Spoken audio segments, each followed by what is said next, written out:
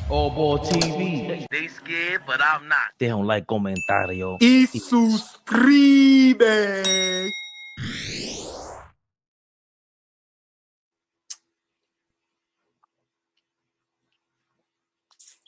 Two people in the building. I know y'all got the notifications. Get your ass in here. See, I waited 7 seconds at least, Flea. Then after I say Knicks rehab, you don't go fucking Knicks, yo. Like fucking Knicks, baby. So it's all right. I'll just clip it up. Them goddamn Knicks, baby. Then give that half-hearted Knicks rehab, y'all. It's like that's too smooth, and I still put it in there. I ain't pausing nothing, Flea. yeah, nostalgic. You peeped it. Lion. You peeped it. What they talking about? They peeped it, Flea. Wanna know what it is? Old bull suckers. They peeped it, Flea. Peeped the scene, huh? Sam Rothstein. Guess you was ginger, huh? Where my matcha at? They said a matcha and a quarter zip. I've been doing these since the early 2000s. The matcha? Nah, not matcha. I've been doing quarter zips though. They trying to act like quarter zips is some new shit. Been doing quarter zips a long time. What you got? What you got, OG? I mean, you know, I'm old up here, so you know, the quarter zip. Let me just tell you how that sounds mad. We was. No, because like I'm surprised people my era from Harlem hasn't brought up the Nautica sweatsuit was the quarter zip. Mm. So stop right there. Yeah. Right. So this is the 90s. So that's why I'm like, when people talk fashion, talk all this shit, I'm just be like, bro, quarter zip shit. Nautica sweatsuit, the top was the quarter zip.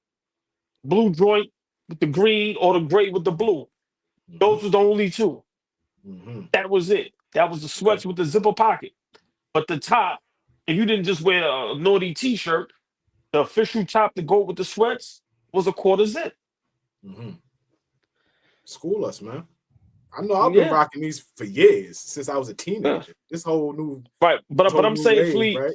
but when when niggas was doing it, the quarter zips wasn't made to be sporty. You get what I'm trying to say? It was made to in what's the word? I don't know the word I'm looking for. Elegant. I don't know the word I'm looking for. Just take it up another notch. Yeah, just take it up. Right. So Nautica, they made it to where, like I said, it was stylish, it was sporty. So, niggas been doing the quarter zip. So I just be laughing at all these trends.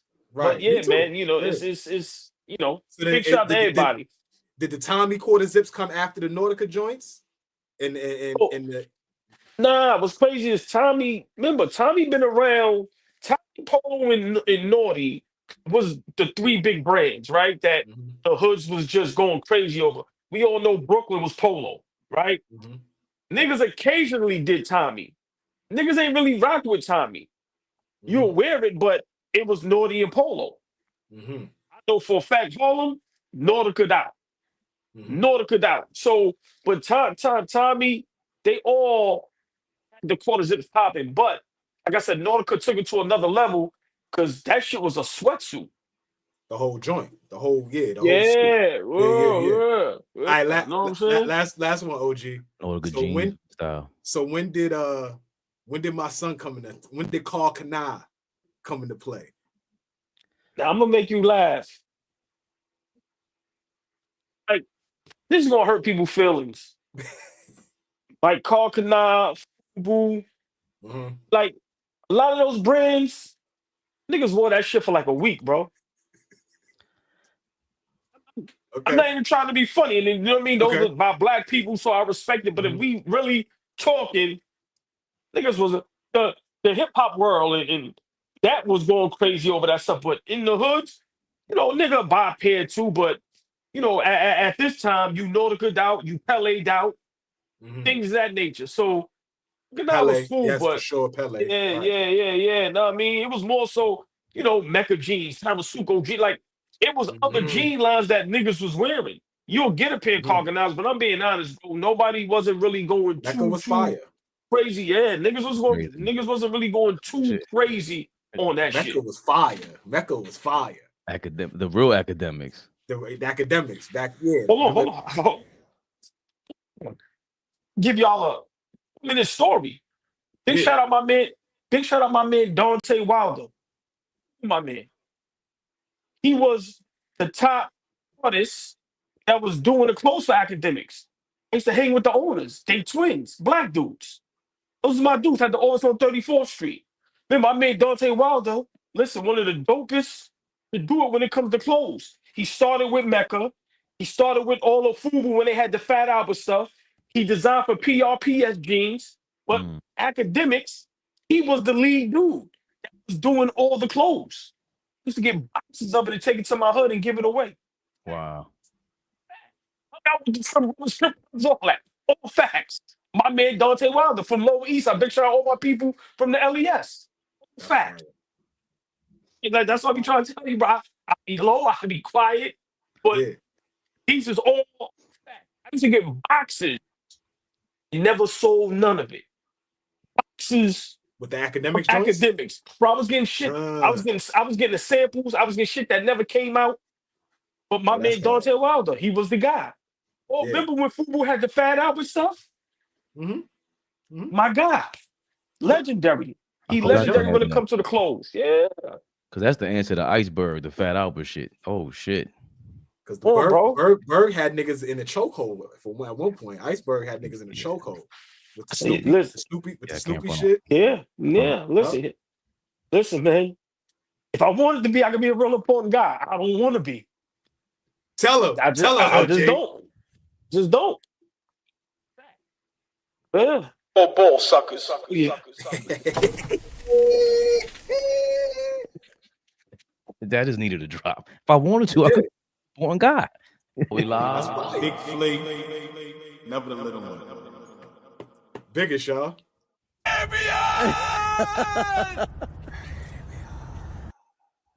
Come on, man.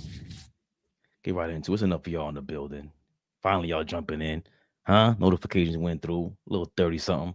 Hit the like button while you in here. Let everybody else know you in the building with that like button. That's what they say. I don't know. That's what they say. That's what they told me on Gemini. See, I'm promoting your YouTube. Google. Why nobody ever asked OG what's in that cup when he take a sip of that? Why niggas don't never ask? Ice cold water. Ice cold water. Niggas don't never ask, yo, what's in that cup, man? What's going on? I'm on my business. Yeah, because you had a cup the other day. Yeah, we seen you. That was coffee, man. I had to be alert for my people. Whatever, man. You drinking coffee at 8 o'clock at night? A coffee out of a what? Out of a mug. Nah, it was a cup. Oh, it was a cup? Okay, I thought it was a mug. Speaking of cups, that NBA Cup Finals is here, baby Papa, and you know who's in there. Yo, Flea, let's get this. Let's get right to it, man. NBA Cup, you know who's in there? Big Spurs, Little Wemby, huh? Versus Big Body, Brunson, and them Knicks. You know when I say Knicks. Knicks Rehab. Knicks Rehab, y'all. You stepped right all over. Knicks Rehab. Knicks Rehab, y'all. Let's get right to it. Yeah, it's all right. Yo, man. Wait till you hear it. Wait till you hear it on YouTube. We'll do rehearsals later. We have to rehearse that. Maybe we have to rehearse that. Come on, baby Bubba. Big Spurs, big Knicks. Huh? Up to them tricks, NBA Cup Finals. They said, oh, now y'all care about it. What you mean? When the GOAT was in it, it was a big deal. We got big Wemby, big body in the NBA Cup Finals. Wasn't there a 70 ball last time we seen these dudes? Huh? Come on, man. What's your takeaway so far? AllBall, we'll start with you. The takeaway, you know, we reacted to the Orlando debacle that we smacked them dudes around. And the Spurs answered to OKC. What's your feelings looking into this game tomorrow night? I just want to give kudos to myself. Told everybody stop panicking with the OKC glaze. I know it's only one game, but they are not unbeatable. See a lot of takes sound like me, and I've been saying it for a while. Last season, Denver in the playoffs, took OKC to Game 7, and if Halliburton doesn't get hurt, OKC is not champions. And it was Game 7. So I want to myself on the back because I don't believe the OKC plays. I've been saying it. But listen, we got a task in front of us. San Antonio is the real deal. Even without Wemby, they've been playing solid basketball. We're going to have to come to grips. If Wemby can stay healthy, he's a difference maker. That's a generational talent. We throw that word around a little too loosely. I was wrong at first when he came to the league. I didn't think Wemby was going to be this good, but it's evident and it's obvious. He works on his game every day, and he's getting better every day. If that young man can stay healthy, he is a game changer. And that's a tall task we're going to have in front of us tomorrow. I'm going to be honest, we have nobody to guard him or stop him. So for me, I'm looking forward to us now playing a legit, and I'm not going to give them title contention yet, because like I said, I will put Denver over them just off of sheer experience. And I don't think saying is there yet, but we have to be honest. They playing great basketball this season. And tomorrow we get to see how we look against a great team on the West. That's what I'm looking forward to see how we really deal with a team that has a top 5 player in the league. It's arguable Wemby is the best player in the NBA. It's an argument. It just is. Oh boy, hold it right there, because you got the Professor X powers on. What? Flea. Top 5. You ain't hear Wemby? They asked him who you think the best in the league is. Who is the best player in the NBA right now?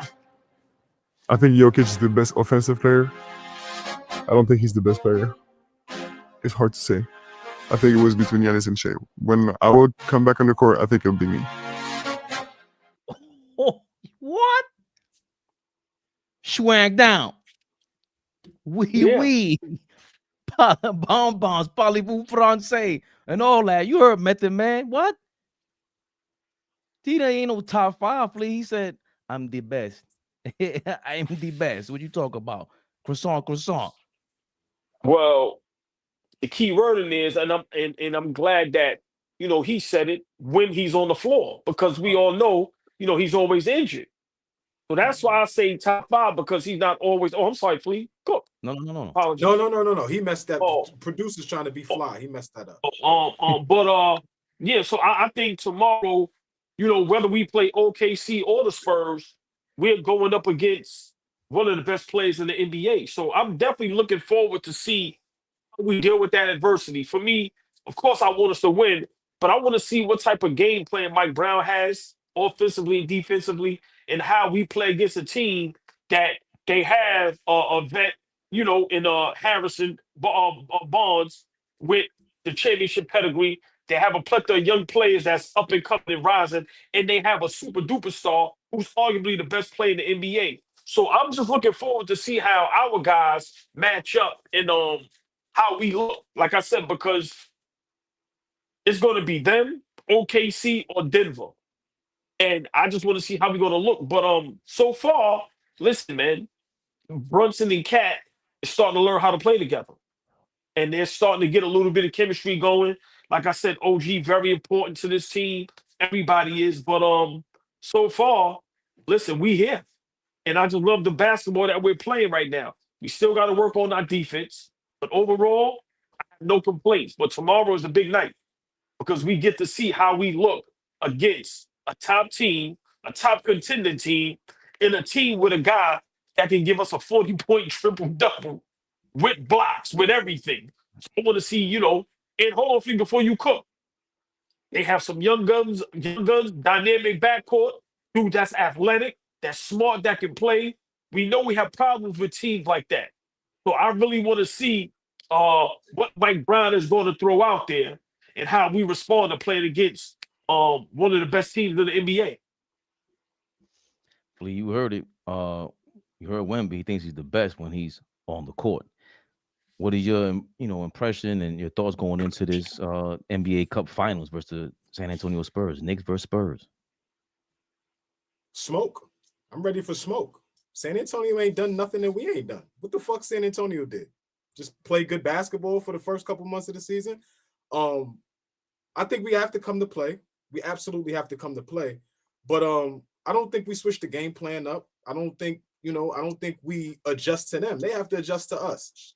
Right now, San Antonio is 14th in defense, and they're like 8th in offense. So they middle of the pack in defense with arguably probably the best rim protector in the league. He averages like 3.5 blocks a game. So he deters everybody from going to the rim.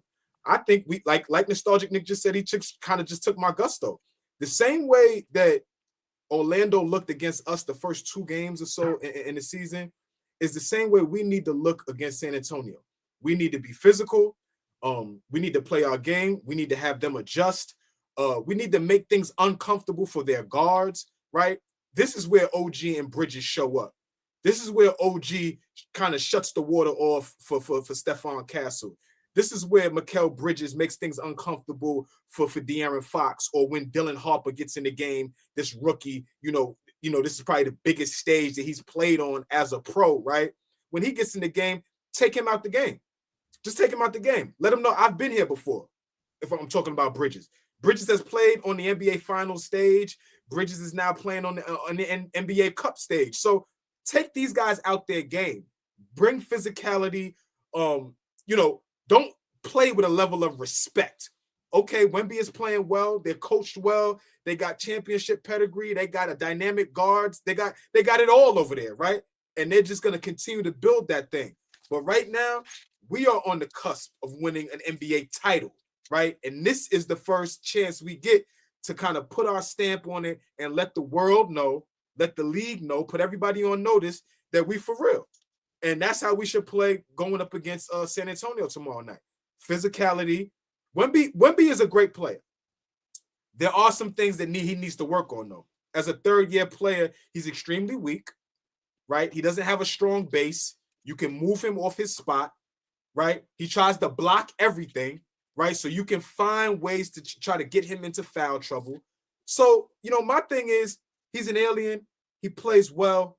But if we go in there and play with force, right? Like I said, the same way Orlando was approaching those first couple of games, we need to approach that. We need to approach it just like that with them. They've done nothing yet for us to garner any kind of going into that gym with a level of respect. Now, if we was playing OKC, they're the champions. They got an MVP over there. They've done something that we have to respect. We're trying to get where they are. But the San Antonio Spurs are on the same level, if not a little below us. And, I think we need to go in there and play the same game that we've been playing over the last 2 weeks. Move the basketball, get into the paint, find the open three, move the ball, second and third shots. Mitchell Robinson, you need to go in there and make him work. Don't allow Wemby to get comfortable. Make him work. Mitchell Robinson is active on the offensive glass. That's going to have him being active. He's going to have to find Mitch. So I don't think that I don't think this is as tall of a task as most people may think. I think if we play our game and play to our strengths, right? We just talked about Brunson and Cat finding a level of chemistry. I think our duo at this present point, I think our duo is better than theirs. Wemby is a great player, but I'm taking my guy and I'm taking Cat over whoever you want to throw out there. Castle and Wemby, Fox and Wemby, whoever you want to throw out there. I'm taking my guys. They took on a tall order with a tall guy against OKC. Wemby is legit. He's one of the guys that met the hype. Maybe the only guy since LeBron to meet the hype coming into the league. I mean, Derrick Rose comes to mind. There's a couple guys, but Wemby is game changer. He's missing a lot of games. That's all that's really happening. Of course, we always touch on the fact that we haven't seen this before. It's not like we haven't seen this before in terms of big guy, lengthy, and being this dominant. Ralph Sampson comes to mind. I think he's the OG of all this. But if Ralph Sampson could have stayed healthy or they centered a team around him, he was along Olajuwon, who knows how it would have looked, because Ralph Sampson was insane and Wemby is insane. He is insane. They went to a finals. Hakeem got kicked out of the finals. How wild he was in the 80s. Hakeem without the H, bananas. I think Wemby is dynamic. There's no. He also gives the spark. Like I remember when Odell Beckham. I know we talked about him offline all ball. I remember Odell Beckham when he first came to the Giants. I was like, he missed the first 4 games. He was injured, but that first game against the Eagles, you could see the whole defense try to defend him. And I'm like, the last time I seen that was like Randy Moss, rookie year. There's certain guys that you have to go and center your whole game plan around them. Everything on the court, they have all what they call gravity now. That's what they've been they call it attention back in the day. He off the court, that first quarter against OKC, the Spurs looked okay. They were average. I know the offensive rating is like 132 with Wemby on the court. Off the court, it was crazy low, like 85, something nuts. But you can see as soon as Wemby got into the game, the whole confidence level went up. And it wasn't just the confidence. It's this guy with this freak of nature that's going bananas. And he's in that confidence. He has every right to call himself the best player in the game right now. I know if it was LeBron, people were having problems with that. But what's up with the foreigners, too, acting more American than the Americans? They talking cash shit, and they're showing up when they come to play. They're saying they own Zion. I worked out in the summertime, so of course I'm going to recover. I don't know what the hell he's talking about. Wemby's out there, and he's turning the game around. He beat the reigning champions. It felt like single-handedly, and you can see the confidence in the Spurs when he got into the game. Because in the first quarter, they didn't feel like they thought they were going to win. But after they got that push, after Wemby stepped in there, the second half, the Spurs came out without Wemby on the court. He didn't start the game. He didn't start the second half, but you could see the Spurs felt confident. You could feel the energy on the court. And again, to your point, AllBall, like we always said, and shout out to Rashard McCants. Yo, how come when y'all start letting the defense, the opposing teams compete against OKC, all of a sudden it's a fight. All of a sudden it's a real basketball game. SGA don't look like an MVP. And yeah, you got, come on, Stephon Castle is a stud. Stud. What we said when we were watching what's the kid Dillon Harper since high school, college. Oh boy, seen him in person. He said, yeah, he ain't never disappoint me. And I only watch certain clips of college. The kid's game is polished. He's amazing. And then De'Aaron Fox is very sneaky. They have what Philly has, but a little more progressive. And they got the superstar MVP dude. They're amazing. So going into this game, though, enough of the Wemby glaze. Yeah, y'all giving this team. You niggas are scared. Nah, but you gotta respect. No, because we gotta big up the big bad wolf, so we kick his ass and we win. That's what you gotta do. It's like when they say, I'll let you say Tom Brady's the GOAT because we kicked his ass twice. Let's go. We got 2 rings off the guy. Thank you.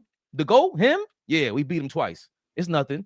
So tomorrow, though, the things have changed. We gave Mikal Bridges his props. Of course, OG, when he came back defensively, we're a different level. But I gotta give kudos because we haven't given it enough. I certainly haven't, because when he does bad, we're on his ass, which is most of the time on defense. Karl Anthony Towns defensively has shown improved the last 2 weeks. That's the guy that to me, we got a big man too now. And now he's starting to be a two-way player. He's the guy for me that's going to be the X factor, because I don't expect much from not much, but like, Josh Hart and Mikal Bridges and these dudes to bring the ball up, go one-on-one. I don't know if that's their game. But I don't see anybody, because they could match up with Dillon Harper, Stephon Castle. They got defenders out there for the perimeter.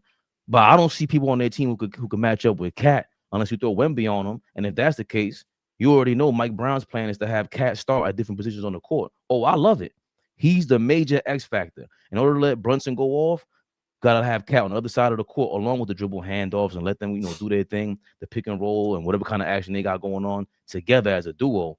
But for me, I'm dying to see Cat. It's a big game. He was talking. I gotta pull that clip up. He was talking about, yo, we gotta get used to winning. NBA Cup Finals, of course, it means something because now it's a little more pressure. The spotlight is on us, and if we win, that's how you build up, a reputation. You build a good habit. He's the X factor for me. I know. Brunson went for 70, right? Last time? Not 70. Slow down. You said 70. I ain't want to cut you off. He was 60. It was 60. 60, I think. We lost that game. And we lost that game to them in San Antonio. San Antonio, yeah. And I mean, but it shows like we still lost with Brunson with a big game. If Cat For him that to be game went playing, to overtime. yeah, Right? That's the white boy that went crazy. Remember the white boy? The white. We didn't know who his name was. Who the fuck was that? We was talking still about don't the know. white boy. Yeah. Still Fabian, don't know. Fabian, real quick. How many points in the paint did OKC have yesterday? Want to keep talking while I search? Yeah, because I'm just curious. Because they did a damn good job, San Antonio, keeping them out the paint. I saw about maybe 3 or 4 different times where OKC kind of got into the paint and tried to get something going. But for the most part, they didn't attack the rim and they didn't do, how they normally play their game, which is getting into the rim, getting to the free throw line, like slowing the game up a little bit when they need to, when they're not hitting shots. And so I was just curious to know how many points in the paint did they have against San Antonio yesterday? It says 44-40. They won the points in the paint battle. That ain't a lot. No. How many did they score? The final score was 111-109. All right, so maybe close to half, but I say the second half. Oh, they don't have the second half clips. They should have had that clipped up. Damn you, NBA.com. Appreciate you, CJ. NBA.com ruling our stat sheet. What's wrong with you, NBA.com? Leave us alone. But they looked differently in the second half. Because Wemby, the energy they gave him. So is that the spray three? That's what we pride ourselves on. And we've been doing great with not just the spray three. Cat feeling more confident coming down court, getting the ball from Josh Hart in transition off of an inbounds pass, regular pass, and he'll just hand it off to Cat, top of the key, and he'll just shoot it in stride. He's been looking way more confident as of late. Of course, Mikal Bridges has been playing great. We're gonna have to rely on his experience, OG's experience, especially against Castle and Vassell, Dillon Harper. These guys, they look amazing. But we got some dudes too. OG, who you gonna lock up? Who we putting them on? Who we want to see them go on and lock up? Whether it's off ball, on ball, whatever it is. It's going to be really interesting with the rebounding Mitchell Robinson. Is he gonna have a big game? They calling this guy a lot? Whatever he is, he's a monster. Wemby's an alien. Well, you the Loch Ness monster. Let's get the battle of the monsters in there, man. King Kong ain't got shit on me. Let's go, Mitchell Robinson. Got to be active. Word. Yeah, I think tomorrow's a big game. And I know, Flea, you said something earlier. It ain't about, I don't think none of us are scared of San Antonio. I'm just saying, to me, throughout the game so far this season, this might be the best team we're going to be playing so far. And especially Really? just seeing. You think that? Yeah. Okay. Yeah. I mean, we played a lot of okay teams. A lot of teams that's injured. The whole NBA is injured, but I'm just saying, as far as a team on the Western Conference, that's one of the best. Right. And like I said, they have a guy. It ain't about Glazer Wemby. It's just we playing against a guy that has his confidence high level, thinks he's the best player in the world. He's playing like it. So I just want to see how our guys go up against something like that. Because like I said, for me, Denver, the OKCs, the Houstons, the Lakers, we can say what we want about them, but they still having a good season. And all these teams have MVP candidates. They have best in the world candidates. So I just want to see how we play and go up against a team that has a player like that, because that's who we're going to be playing in the NBA Finals, a la if we make it. So I just want to see, how we look. And what type of game plan we're going to come out with. But I agree, Flea. I'm taking my 2 guys over any of those guys. So for me, it ain't about being scared. To me, this is a statement. This game tomorrow night, we win this in a certain fashion. It's a statement and putting the league on notice. The Knicks are for real, because we are not only the best team in the East. Now we go up against another quote unquote juggernaut in the West, right? And we beat them. So for me, I think it's a lot at stake here. And I think this is where Mike Brown earns more love from New York fans like us if he could pull us off tomorrow. Because We're not gonna act like the cup ain't important now because the Knicks is in it. Yeah, get the fuck out. I don't want to hear that. OG, You get what I'm I don't want to saying? hear that from nobody. Even if we win, I ain't even gonna pay attention to those people. But you are right. I don't want to hear nothing about this don't matter. This ain't nothing. Right.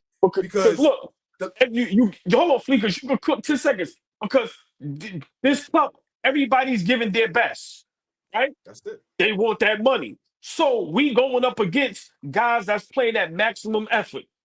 So for me, I just want to see how we play. Sugarman, shout out to Sugarman. You in the building? You got an important Sugar, documentary. man. You got a documentary. Hold on, you got an important documentary coming out next year. You got a documentary coming out. Kwame Brown, I'll shout you out. He said best team in the East. Certainly ain't the Cavs.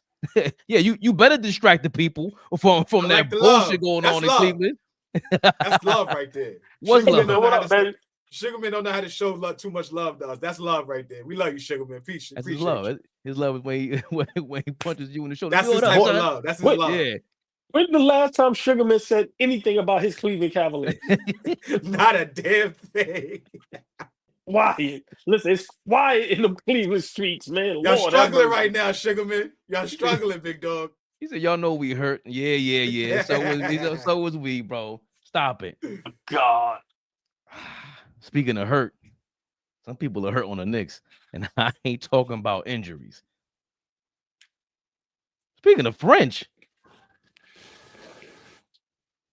Yabusele got his name revoked. Goshan Yabusele has some things to say to some magazine. No disrespect. I think it was GQ, like French JQ. Big Yabu on his role on the Knicks. To be honest, it's frustrating. I'm a competitor. Very difficult situation. But that's life. Can't complain. We're winning. Would be selfish to only think of myself. Good group. I don't have many answers. I try to stay in shape. Be ready. Let's highlight that real quick. I don't have many answers. I try to stay in shape and be ready. You got this, OG? You got this first? You got this first? Hold on. You got this first? Like, I think you want to hear this too before you go all ball. There, Fred Katz, the reporter from the New York Knicks, he had this update on Yabusele earlier today. I do think the Knicks are putting out feelers for bigs and trying to get one because, man, the Yabusele thing still is just not. I mean, it's the worst case scenario for Yabusele right now. Yeah, it's not been good. Are there any specific names? Are there, I mean, not necessarily that you've even heard, but that even Knicks fans are like, hey, they should go get this guy. Is Daniel Gafford one of those guys? Like, who are the guys that people are wanting the Knicks to go get?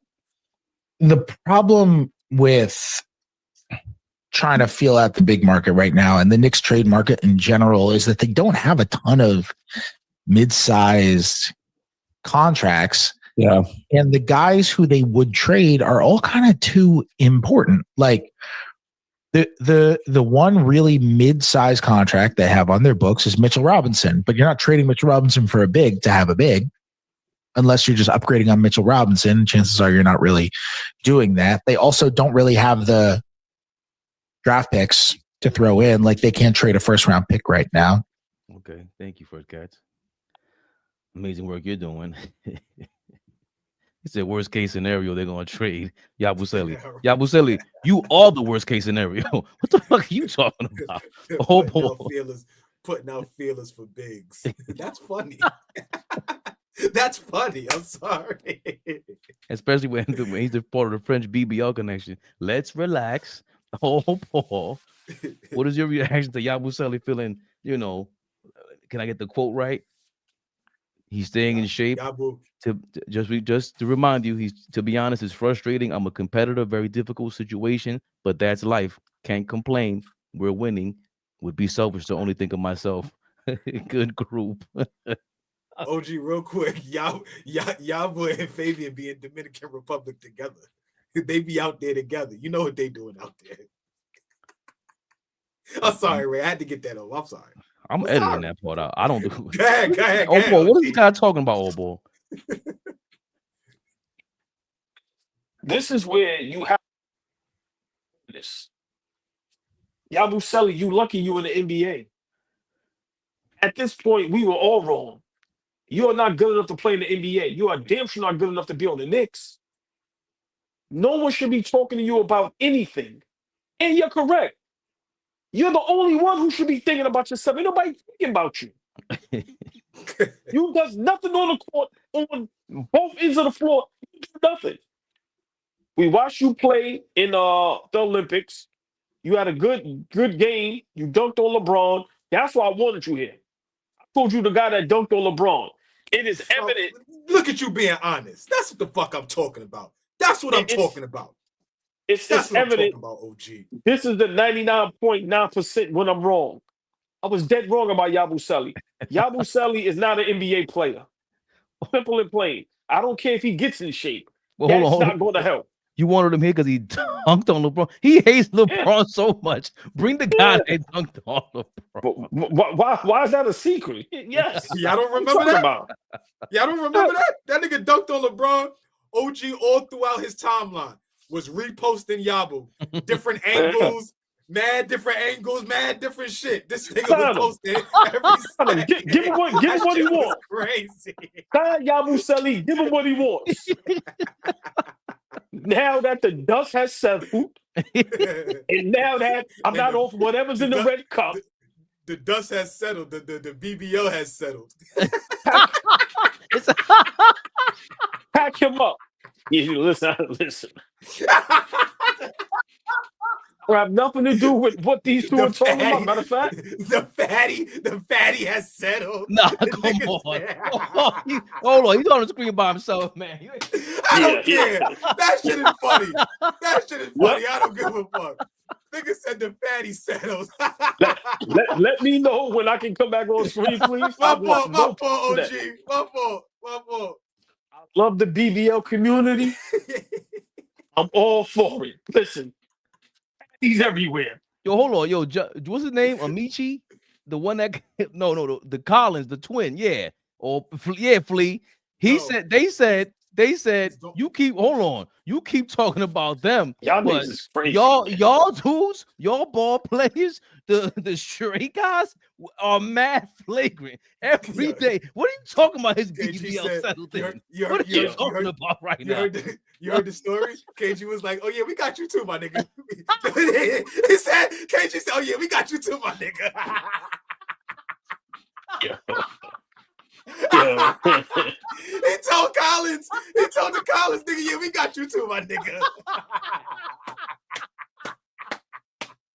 You know what I'm talking about too, OG. You know the story I'm talking about. That nigga said, yo, all the hoes, but we got you too, Collins. We got you too. Nigga said, I don't know nothing. Look, he said, shit. Oh, man. You see, man, Yabusele, man, like Yabusele, you damn bastard. You started some shit. Yo, I'm gonna be honest. Nothing he said should be quoted. It shouldn't be put up anywhere. Yabusele should not be in the league. That's how far I'm taking it. We need to figure out a way to cut Yabusele, bro. Give him whatever we owe him and get him out of here. Yabusele's not an NBA player. He bamboozled all of us, and he is now part of Ocean's 11. He bamboozled everybody. Yabusele is trash, man. Let's just call it what it is. I'm sorry. If I was 6'7", I'm better than Yabusele. 6'7". If I'm 6'7", I'm better than Yabusele. That's how bad he is. And I'm talking about if I'm 6'7", 48, overweight and everything. Me right now, 20, 25 pounds overweight, with the little rolls, everything, the bad allergies, everything. Right now, I'm better than Yabusele. Facts. Get him the fuck out of here. Nah. See, Michael James Wilder now. See, we got to keep them type of niggas away. Yabusele, George Niang, all these niggas that's built like farts. Keep these niggas away. Keep them away. Get these niggas out of here. I don't want none of you niggas. You niggas is built like Jared Dudley. Stay away. Damn, niggas built like niggas built like Patrick Starr, man. These niggas out of here, bro. Keep these niggas away. Keep these niggas away, bro. Keep these niggas away. Keep them away. Please, see, and I'll let you cook.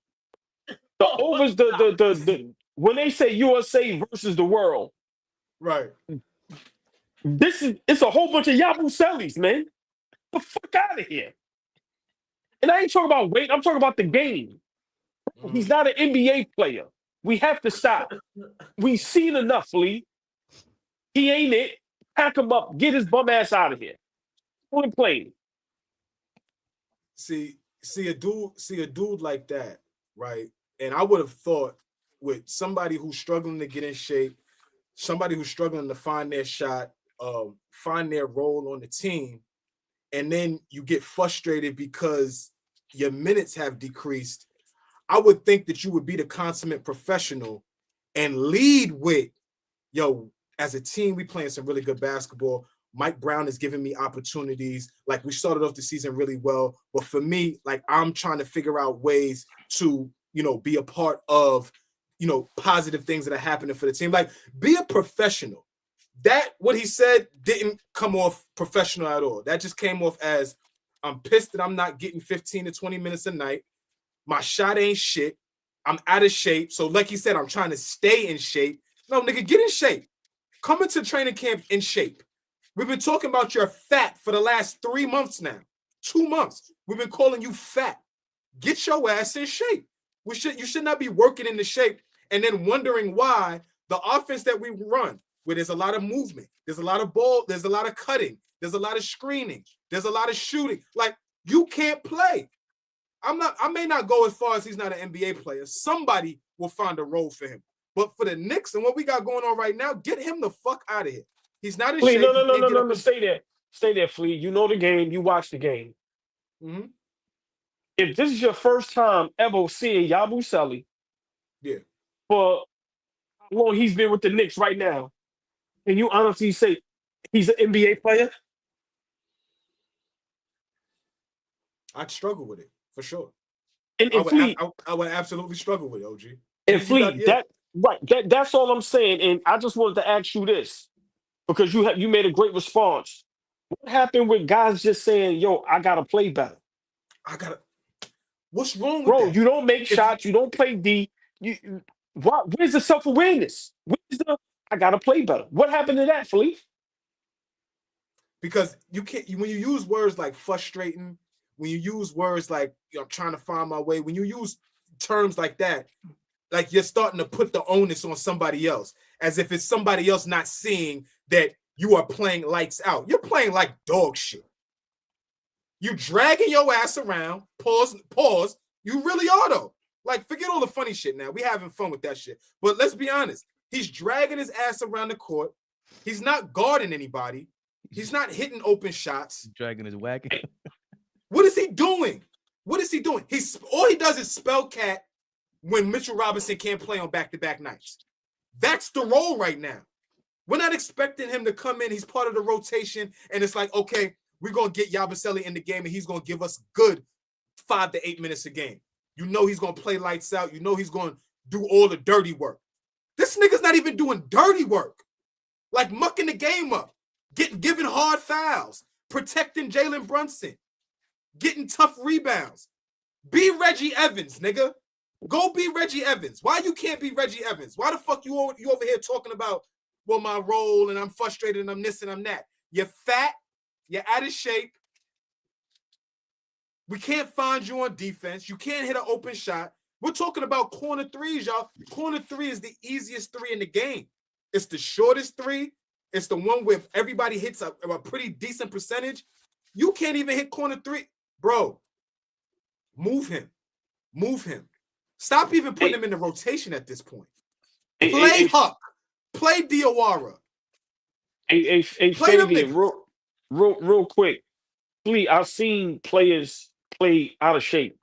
I'm not comparing him and saying he's good as Luka or Harden or Zion. I've seen guys play out of shape. To me, His problem is he's just not good enough. And I think when it comes to, that saying, you lucky to be in the league.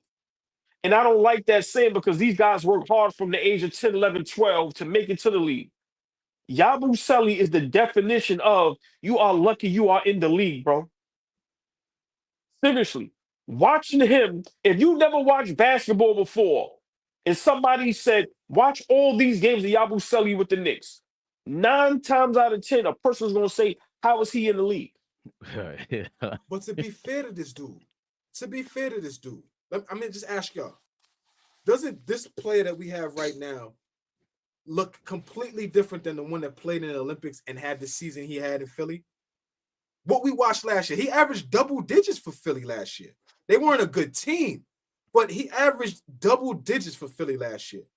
He played a huge role for the French team in the Olympics this past or whenever it was.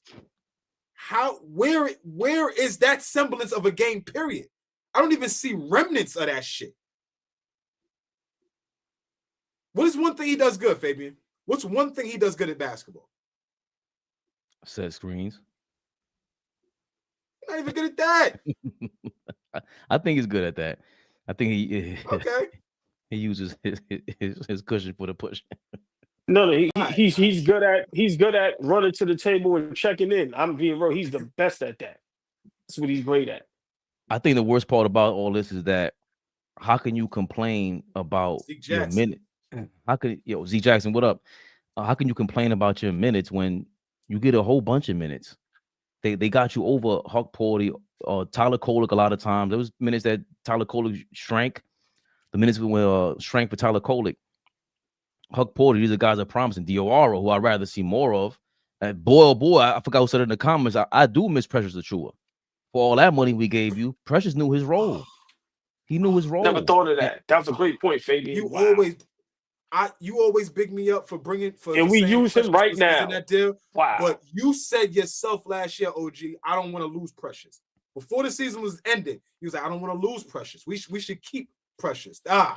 You absolutely hold on, right. Fabian. I gotta give you your props. How do we ever forget about Precious Achiuwa? And Fabian always, you listen, that was great. Boy, could we use him right now, Fabian? Just the way he switched, he knew his role. I didn't hear him complaining too much. He's from New York. I guess he might understand New York a little bit more. This guy in shape. He's in shape. Precious understands this is a professional league. I'm in shape. And maybe he thought he could get away with that in Philly because I think Nostalgic put that the Philly only offered him $1 million. Well, we see why. If they knew something that we didn't know, and I that's my frustration with his frustration, bro. You play enough minutes. It's not like we have enough tape to criticize you like this. We are frustrated. The Knicks are frustrated. You can't walk back into that locker room and the first thing Mikal Bridges did at 2 games ago was get you the ball in a corner for a corner shot, for a corner 3. That's the first thing he did when you came onto that court. So don't act like they're not trying to play with you. You're not a star. You ain't no superstar.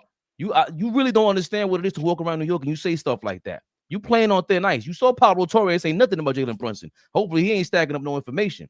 Bro, you live in New York. This ain't a game. It's just not. That's why people don't want to come here. They're scared. They say, and even Philly is crazy. You lucky y'all stink so bad that Paul George stinks. MB can't get on the court. You're lucky that them Philly dudes is crazy. They're like a little Brooklyn.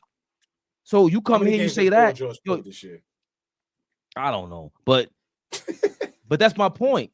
Him not playing took away the shine off of someone like Yabusele. He thought shit was sweet. You think because Brunson and Nova Nixon, and I get it, you might be frustrated with it. You might think you need a different role, but show us you need a different role when you go out there. Tyler Kolek, we've been getting on him.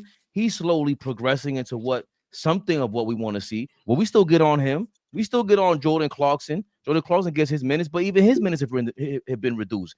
If I'm not mistaken, he was promised more of a 6-man position, and people felt that way. I didn't feel that way, but I don't see him complaining. And that's just the one thing. He doesn't realize, and he might learn the hard way. You say anything to us, we will magnify it and make sure, we heard what you said, bro. Get on that damn court. Matter of fact, why ain't you in Fish? I'm not on no strict regimen, but I will be walking into the gym all of a sudden if I see Yabusele. I'm going to Planet Fit. You coming with what you doing over here out on the streets? Eating that Bring street that food. nigga with you.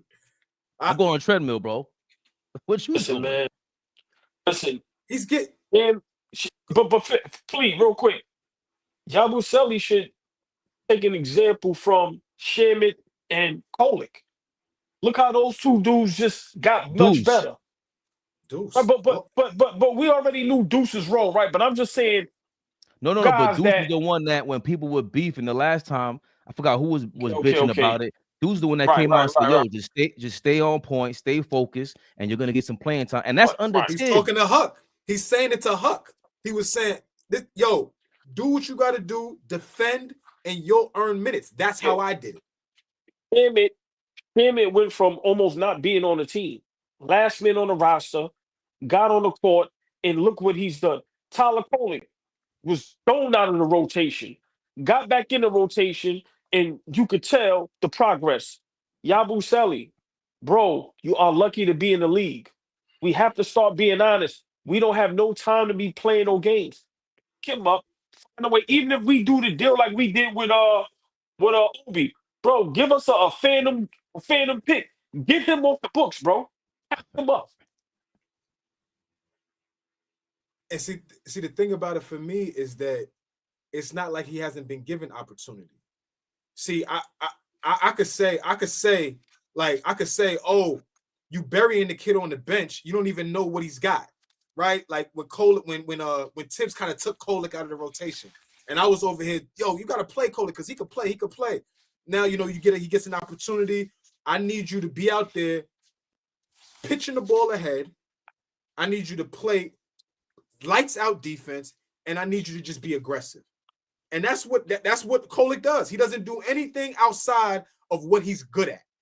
He doesn't try anything to try to garner more minutes. He does exactly what he's supposed to do, and that's why he's earning the trust of Mike Brown. What the fuck is Yabusele doing that is earning any trust? What? He's not going out there getting big stops. He's not going out there drawing charges.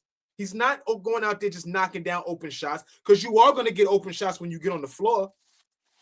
You are going to get open shots when whatever rotation you win the game, you're going to have guys that can score the ball, that can hit shots, and that can get in the paint. You're going to get open shots. Hit the shots. He's not doing that. So how much more room and rope do we got to give him? And we're not scapegoating him. I saw what Wolverine 1986 said. Big shout out to him. We're not scapegoating him. The fact remains is that the NBA right now is about how deep are you? How deep do you go? How many guys can you get in and out to play defense and hit open shots and just play their role? If we are expecting Yaba to play a role when Mitchell Robinson can't play back-to-backs, then yes, that nigga owes us something. He owes us the right to come out there and play good basketball.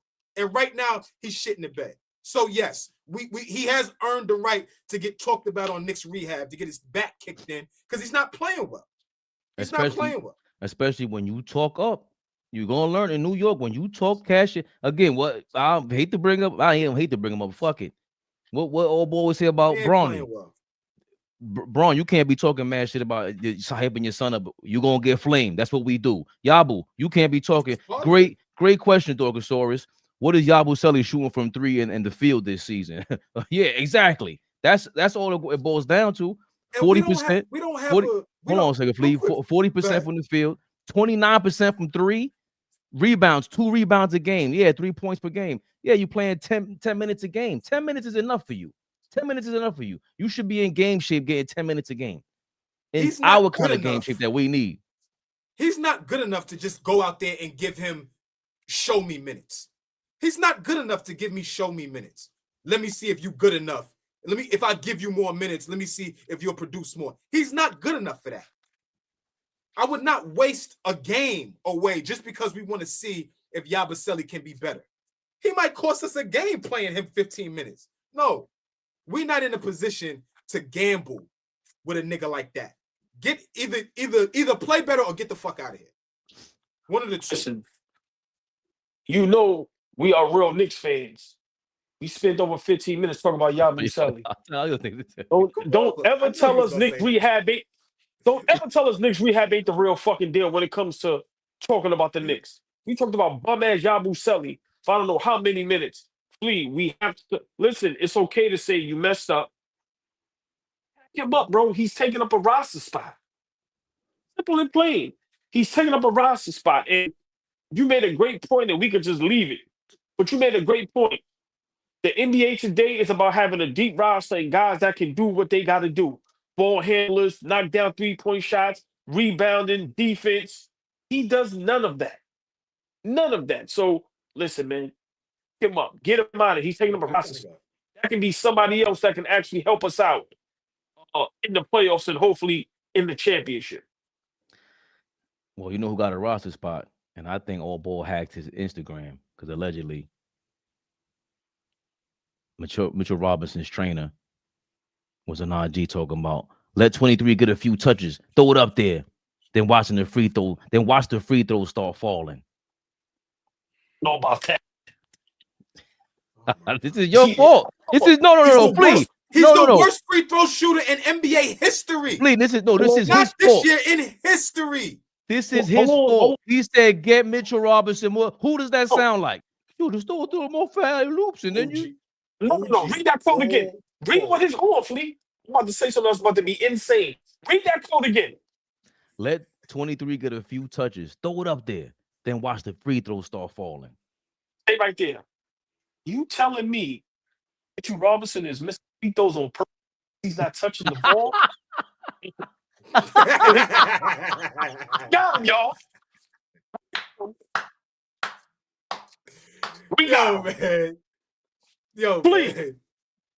Yo, you gotta watch what you say on here. So the Knicks. So hold on. Flea. People have to watch what they say. So we got him, y'all. Mitchell Robinson is really a 90% free throw shooter, but because he hasn't touched the ball, he's gonna shoot 18%. We got him, y'all. The agent let the cat out the bag. So hold on, OG. So hold on. If the nigga gets 3 lobs a game, he gonna shoot 75% from the field, from the line. Now watch this. Watch this. Hey, Flea, remember that 99.999? Here's that point, whatever that number is. Have I been saying? When players have agents or people when they care, entourages, right? When they speak, you know they're extension of the player. I've been saying about Mitchell Robinson not touching the basketball, maybe on the court. Yeah, fuck that. I ain't doing shit, Flea. Have I not been saying that? You said it. Now it's a coincidence. Now, hold on, Fabian. I see your face. Now it's a coincidence that his agent, whoever that is, comes out and says, let me touch the ball more. Listen, been telling y'all this. Who said it about the Cat and Brunson chemistry? Now with the Mitchell Robinson, I've been telling y'all, we all play ball, whether it was on a high level, low level, or no level. I don't care how bad you are or how good you are. You notice, if somebody doesn't pass you the ball, and you're the guy getting the offensive rebounds, you're playing the defense, and they're expecting all of this out of you, and you ain't getting no touching, wow, you're going to be on the court with a certain body language, and your mindset is going, man, fuck that. That shit is human nature. That's why I've been saying it, bro. I'm not saying you got to give him the ball to make a move, or let him touch the ball to even kick it back out. He doesn't touch the ball unless it's a rebound or an offensive rebound. That's all I'm saying. But what the agent just said, I called that shit. Don't tell me I don't know what the fuck I be talking about. I called that. That's what that agent is saying. That's what Mitchell Robinson is talking to his agent about. Yo, these niggas will be passing me the ball, bro. I'm telling you. Mitchell Robinson, you know how you can stay in the game for more lob opportunities? You hit more free throws. The fuck are you talking about, Mitchell Robinson? Do your damn job. Do your damn job. Give him the ball. No.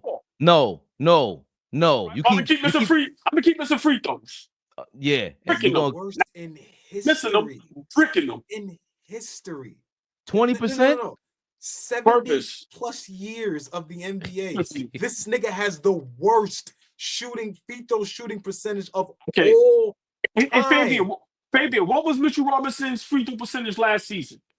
Haven't we seen him make a couple? What was his percentage last season? We've seen him make some now. No, we haven't. You lying. When last time you seen him make a free throw this season? I saw him make one yesterday. No, we haven't. No, we haven't. I saw him make the front end of one. Stop. No, we haven't. See that nigga make a free throw in a month. They tried that hack last season. Day. Last year he was shooting 68.4%, a career high. I digress. I'm not doing with y'all no more. He's doing that shit on purpose.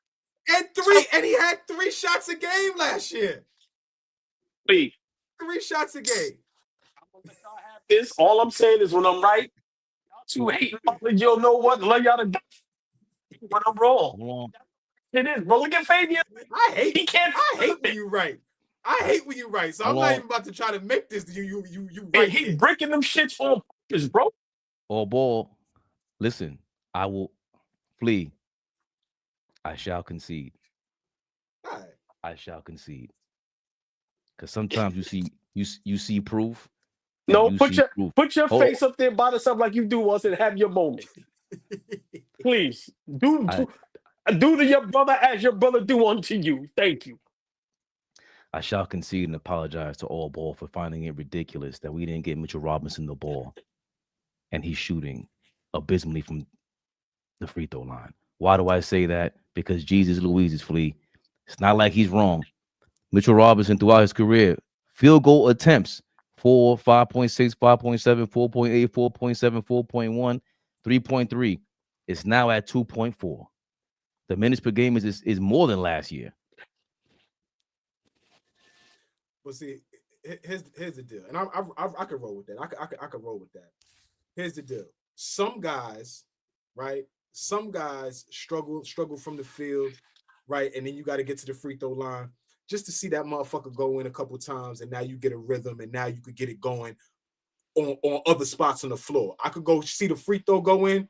I can try to get into a rhythm at the free throw line. Mitchell Robinson is like the complete opposite right now. He's missing shots. Like he's not getting FGAs. So now I'm gonna miss shots on purpose until I get FGAs, and then I'm gonna start hitting free throws. That's the logic of our beloved OG AllBall. He's going to continue to miss free throws that will help us win games. They're finding ways to take him off the court. He's the best offensive rebounder since Moses Malone, since Dennis Rodman. And he doesn't want to hit free throws to stay on the floor? Shame on you, nigga. Shame on you. But it's not that passive protesting is nothing new. And when a big man doesn't get the ball and they protest, that is nothing new. So he's on point. He just, Flea, let him have his moment, man. This is glory. I can't front. In real time, we solved the mystery. Mitchell Robinson is shooting free throws, missing free throws on purpose because he's not getting lobbed. He's not getting lobs according to his trainer. I don't even want to know your name. I'm not giving you props. We're giving AllBall props because he's pull the trigger on that deal. Pull the trigger on that deal. Agent. Dante, Jose, Eves, bring them niggas over. Pull the trigger on that. I'm sorry, I was saying agent. I meant trainer. And Fabian, when the trainer's talking, we know who he got permission from to say what he said. Mitchell fucking Robinson. Bro, you do not go from 68% to 18%. I've been telling y'all this. Bro, you got to listen, big shout to Booger Smith, man. Y'all already know that's family to AllBall TV. He's always said it. You got to reward the big man. And he says this, one of the greatest point guards we ever seen do it outside. He said, you cannot expect that man to work hard, get the rebounds, block shots, do everything, all the little things, and you don't let him touch the ball. Bro, I'm not saying, Mitchell Robinson needs to start posting up and we give him the ball to, do a move. No. But they're not even getting But Flea, think about even if you run a play from nowhere, maybe, he set a pick and, you give him the ball and then he may, throw a back cut. Like, they're not even giving him the ball to make a hockey pass. Like, it's evident, bro, we not throwing you the ball. You're not touching the ball. Bro, and I'm saying for him, his mindset has to be, if y'all think I'm that important, if y'all want me here, if y'all want me to work hard and do this and do that, I know it sounds crazy, but it's a new generation. It's a new day. These guys, they don't love the game how we love the game. This ain't the 80s and 90s, so we have to let that go. Some of these guys, you have to spoil them. I'm sorry. And Mitchell Robinson, I've been saying this. He needs to touch the ball 2-3 times. Run a play for him 2-3 times a game. I'm not saying a quarter. I'm saying the game. You run that little lob. Remember, they run it for him. We don't got guys that can throw lobs. As much as I love Brunson, I watch him throw a lob and that shit went damn near over Mitchell Robinson's head. I'm like, yo, bro. Man, I'm like, what the hell? But it was one time where it was perfect. I'm just saying, it's no way in the world that man can get 2-3 looks a game to make him happy. And maybe now he even wants to play even harder for us. I'm sorry, but I've been saying it. That nigga missing free throws on purpose. I'm going there. Flip this, make it go viral, whatever the fuck y'all want to do. I'm saying it. Mitchell Robinson is really a 75% free throw shooter. And he went down to 18% purposely, Flea. This is what Mitchell Robinson wants to do with the basketball. Look, this is what he wants to do with it. Look. Yeah, pardon me. That's what he wants. That's what he wants. That's what he wants. Look. 20. Ha. That's because y'all talking about. Yeah. Look. Yeah. Why you can't ISO my man once a game? Well, look at this nigga. Man, get this nigga the fuck out. No. Come on, man. No, Mitchell. No, we're not giving you the rock to do none of this. Come on, man. Yeah, y'all see him. Yeah. Y'all see him. Yeah, Mitchell Kevin Durant Robinson. Nigga. Yeah. No. Shamming on niggas and everything. Y'all niggas is crazy out here, man. Let him loose. Oh, man. Thank you, Fish. We used to say that to Biggs back in the day. Get that shit off the rim, man. You know what's going to happen? Shit off the rim.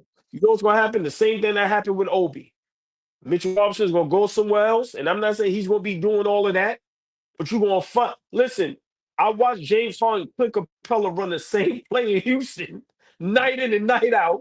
And those years, they were title contenders every year if it wasn't for injury. I watched them get the playoff after playoff, conference finals.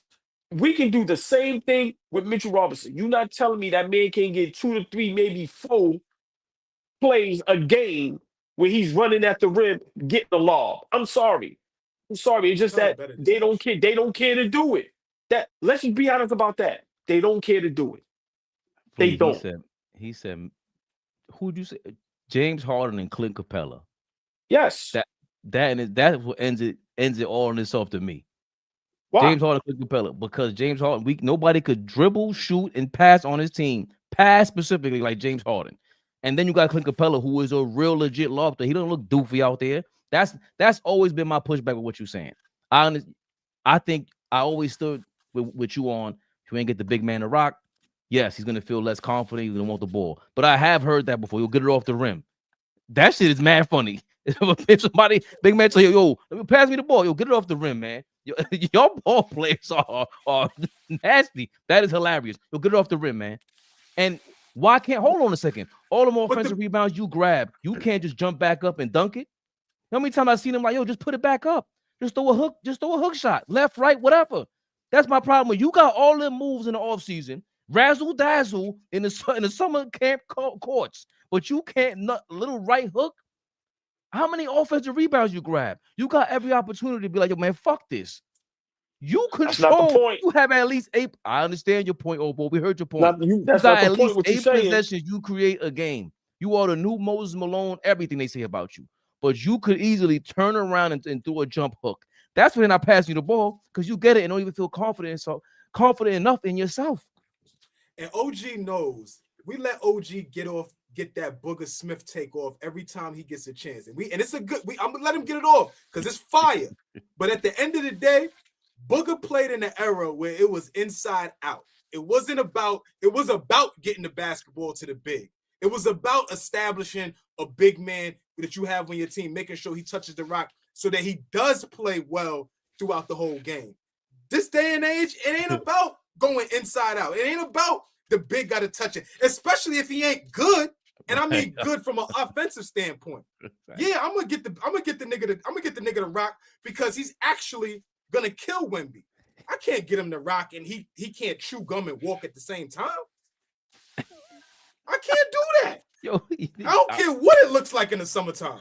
Hold on, Fish said he ain't Moses in Egypt. Yo, see y'all. Listen, that was good, Fish. That was good, Fish. You know, Fish is a fool, man. That was definitely a good one. Oh, that was good, Fish. Oh shit. Listen, we just have to be honest. Our guys just don't look for him. I've seen plays where he's wide open, that falls on a lob, and it's not being thrown up. Maybe we just don't have the guys that know how to run that play. But like I said, he doesn't look doofy when he's rolling to the basket and that lob is up there. It looks strong, pause. It looks legit. It's just that guys are not doing it. And I'm just saying, for me, what his trainer said, that's how I've been feeling. And it just proves my point. We can laugh and joke and have fun about it. I understand. Get it off the rim. And yeah, but fact of the matter is, guys don't pass me the ball. And I'm going to make another comparison that I always make. We can laugh about Minnesota, but I watched them give Rudy Gobert the ball. I'm not saying giving him the ball and try to move, but like I said, they don't even let Mitchell Robinson touch the ball or make a pass. And they might be correct. But listen, man, 2-3 plays a game, when he rolled to the basket for that lob, that shit is legit. That shit is possible. It's possible. In today's game, it is very possible. Nah, if this was true, Fish, he said, I've been courtside in Dallas, and I heard Kobe tell Shaq, get it off the rim. Yo, I swear to God, every day that passes by, I know at this point it's turning into Kobe Glaze, but dog, do you understand how nuts you have to be to tell Shaq, get it off the rim? No, hold on. You make I just seen it. It just popped up on my feed. God rest his soul, Kobe. Kobe said he told Shaq some shit like, nah, I'm not giving you the ball. You gotta work. You gotta work. Right. He said no. He said no. You gotta work. He got him traded. No, work. He got him traded, y'all. No, work, nigga. No, nah. Top 10 greatest players of all time, dominant most ever. No, I'm not giving you the ball. Insane. Yo, Flea. Fuck out of here, sidekick. Yo, he might be the GOAT, bro. Yo, Shaq, get the fuck out of here. Nah, Kobe might be the GOAT. Hold on a second. If there is a logo for that R&B, oh boy, Kobe's the president. Even close. What he did in the Drew. I'm gonna sleep well tonight. What he did in the Drew League. What he did in the Drew League right there. What he did at Rucker. Right, those two right there. President of R&B. It's not even close. And I love Mike. I love what he represents. It's not even close. Kobe Bean Bryant. President of R&B, real nigga basketball. Simple. That did my heart so good, man, to hear my OG say, Fabian said, hey, who's the logo for R&B? Real nigga basketball. Bean. I love that, OG. That made a nigga feel good tonight. I'm gonna sleep good tonight. Even close. Bean. Nigga. Hold on, real quick. Who would be your vice president? And I'm gonna tell you mine. Just real quick. Who would be your vice president for R&B? We got Bean president. Yeah. Someone who talks cash shit and brings the A game. Well, Larry Bird. Oh shit. Yo, that's mad funny. That's mad funny. Hold on. You know why that's no. Better than me at this shit, man. Hold on, yo. Paul, you know why that's mad funny? You know why it's mad funny? You always heard Larry Bird with a 3-point contest. He said, yo, man, who's coming in second, right? Who's coming in second? Yeah. That's not how Skip Bayless tells that story. Skip Bayless said when he came into that locker room, he said, which one of you niggas is coming in second place? He started looking around at niggas. Like, Sleep. I forgot the play that was on the podium that told the story where he said, he kept hearing about Larry. And they going, I know it's a black guy. And it was Larry fucking Bird. That's Cedric Maxwell. Yeah, Cornbread Maxwell told that story. Yeah, you heard it. Larry Bird is vice president of R&B. Yeah, kicked his ass. You heard it. I roll with mercy. It's official. You heard it here tonight. Tonight we have premiered to you guys the president of R&B. What's R&B on? Real nigga basketball. And the vice president is Larry the Legend Bird. Insane is that? This script is better than Sinners, man. You think it's... A white boy being the president of Real Nigga Basketball is so fire. That's so fire. That is so AllBall TV. I'm sorry. That is so AllBall TV. A white boy being vice president of Real Nigga Basketball. Hey, like, Fabian, on, when you hear the stories, man, like even the story, God rest his soul. Remember Rodney Rogers when Jamal Mashburn told the story? Like it's just, and when we talk about R&B, man, like y'all got to really understand the definition. We can have that discussion another day, but listen, it's very rarely played in today's game, and that's what the game is missing. And I think that's a perfect segue. For one person want to play R&B, but another person they want to play at the Oscars. Well, before we get to that, we got a new member. Come on, Stacks timing different. Yo. Again, Best Buy, you already know. I think he got the best name of all time on these social medias. But Stacks timing different. How much more fitting can you get than this timing right now? Appreciate you subscribing, being a member. I seen you in the comments before. Now you become a member. We have convinced you with that R&P, that Real Nigga podcast, to come on here and become a member. Stacks timing different. Much love to you. Much appreciated, man, because every little thing counts. And throwing a couple of dollars at us. That ain't never hurt nobody. You kidding me? Oh boy. Hold on. No, I ain't missed the ladies in the building. The beautiful. I've seen that little shot. That sucker shit. That was the nasty. Beautiful, the lovely, the extravagant, the sexy. Tori B is in the building. What up, Tori B? La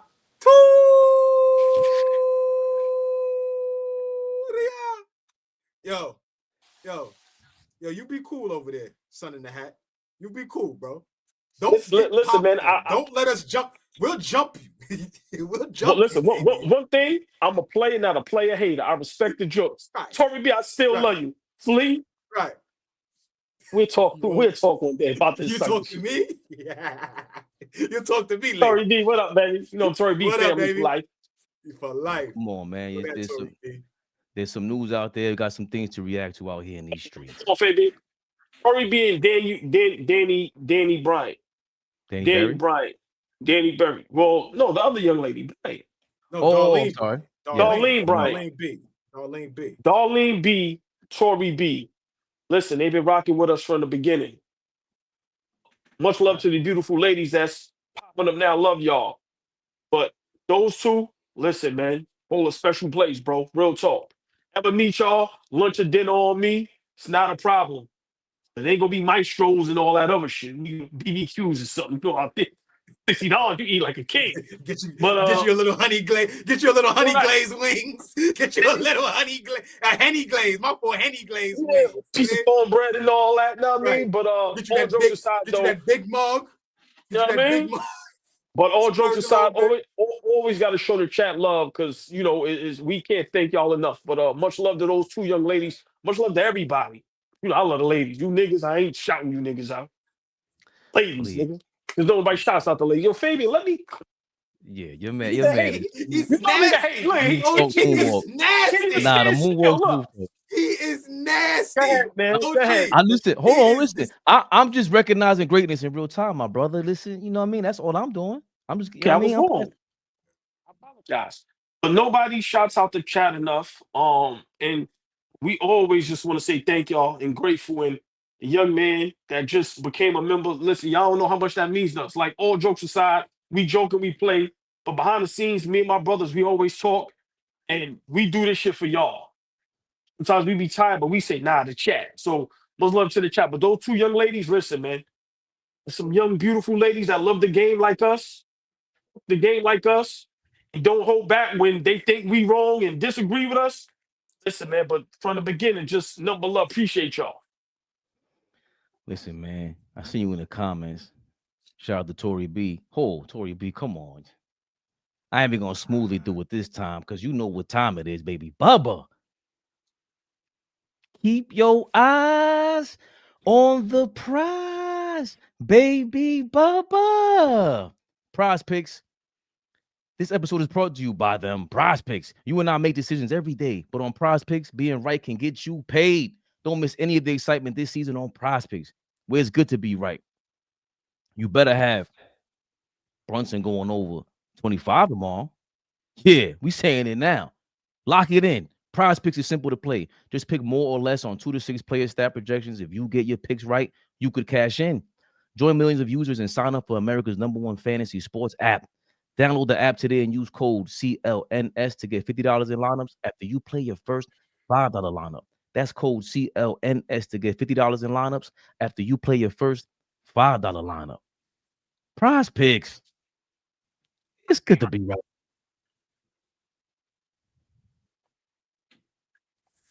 It's good to be right. And we see a couple people out there, they ain't acting right. You know, we got to call it out. All ball suckers.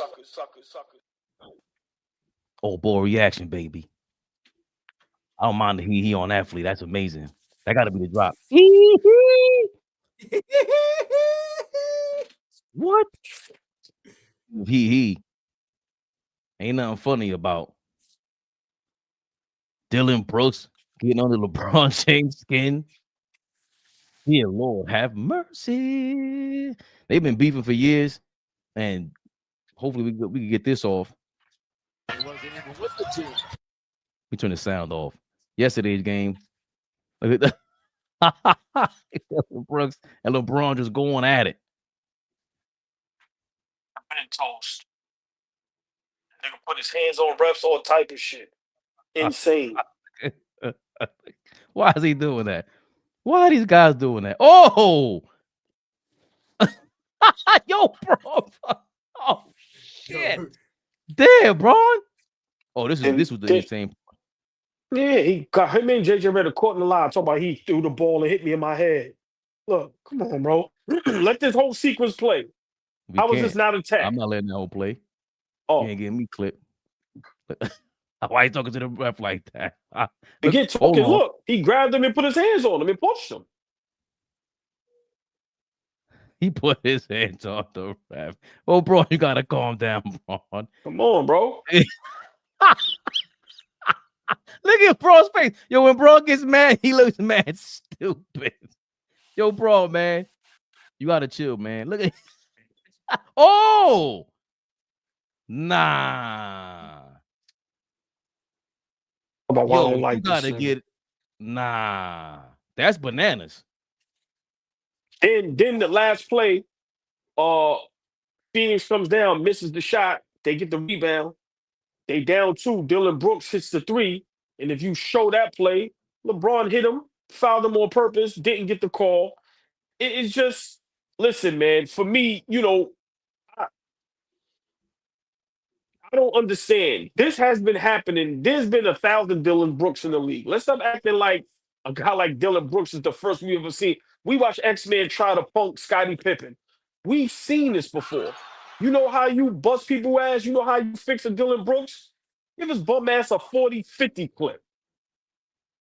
You know how Kobe would deal with a Dillon Brooks? Come on, bro. So for me, the NBA robbed Phoenix last night because they need the Lakers to be good.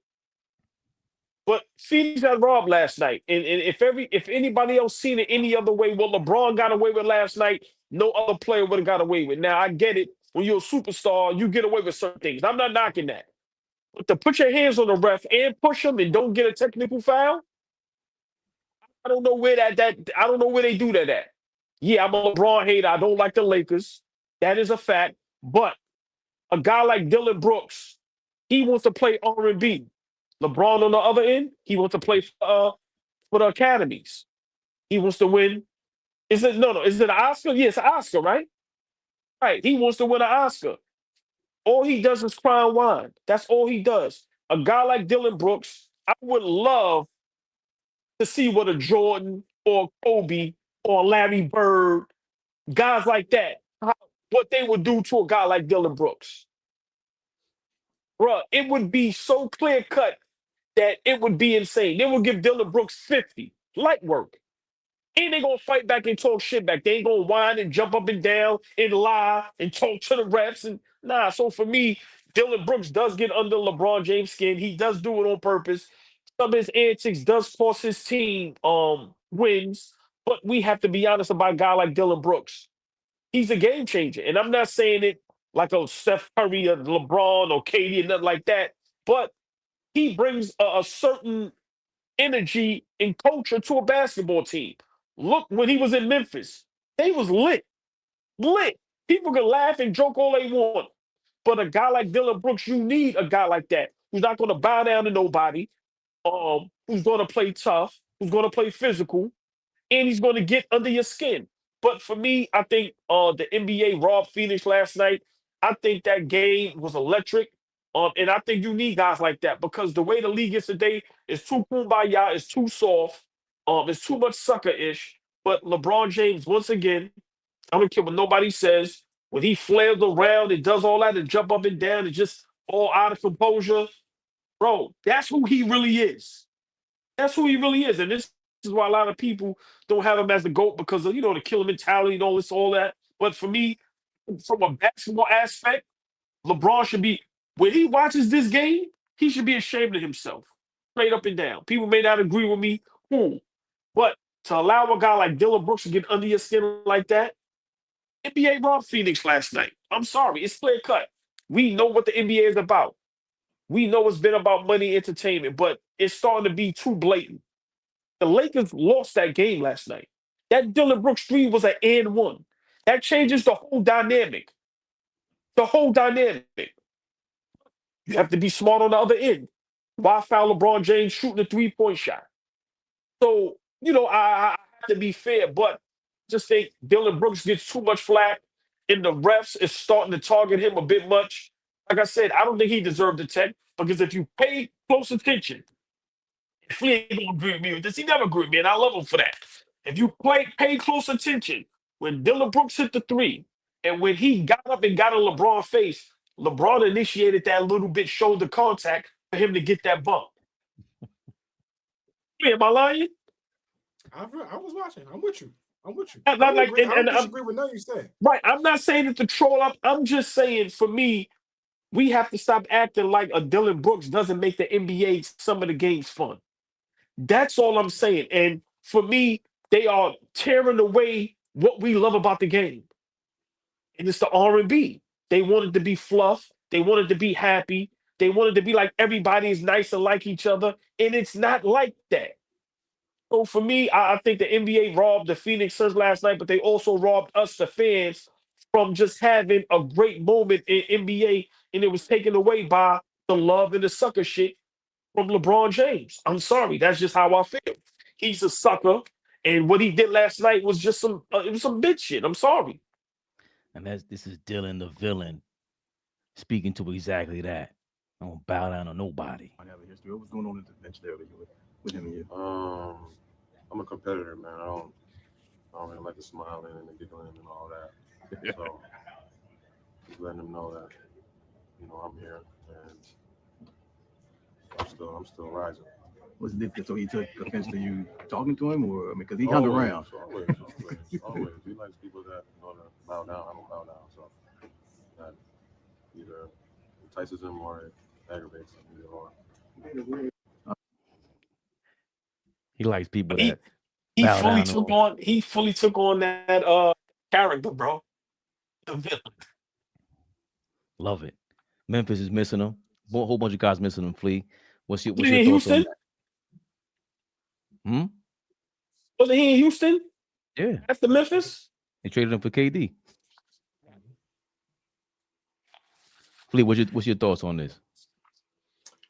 I like that. I like that type of shit. I like it. I like when shit gets mixy. I like when role players use that as part of their skill, right? Because they know they're not as good as the opponent or can match up, with whoever they're going at. So they, again, like I always say, they try to muck the game up with with antics and being physical and try to get under your skin and in your head. I told you, I was a guy when I played.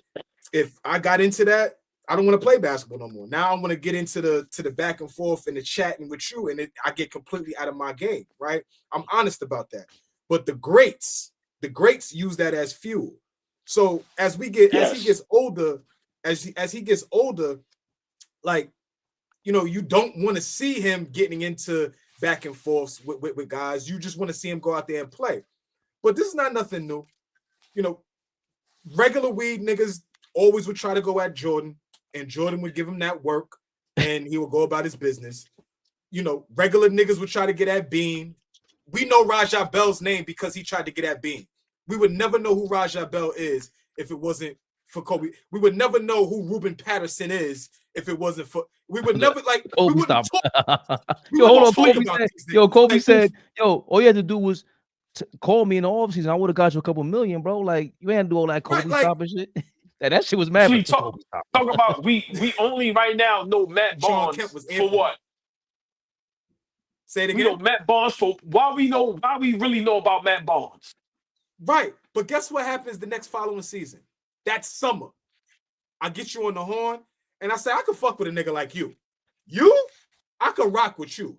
Come, if you trying to get to the finals, if you trying to be, come rock with me, because I like how you approach the game. And so I'm sure LeBron, like, I would hope if you a competitor like the other two guys that you were in comparison to, the Mikes and the Kobe's, if you are a true competitor, you go back in the locker room and you say, that fucking Dillon Brooks, boy, he get under my skin, but that's the type of nigga that, you know, I need to have on my team. That's the type of nigga that I like to compete against. Dillon Brooks, Memphis was a playoff team. Now, not solely because of him, but they were tough. You didn't come in there and punk them. You know, they played, you know, with a lot of heart. They played with a lot of physicality. Houston had a complete turnaround last season, and he was part of it, right? He was part of their defense going to a top 5 defense in the league. He was part of taking, did they take Golden State to 7 games last year? Yeah. Yeah. Right. Yep. So all I'm saying is that Brooks is a winning kind of player.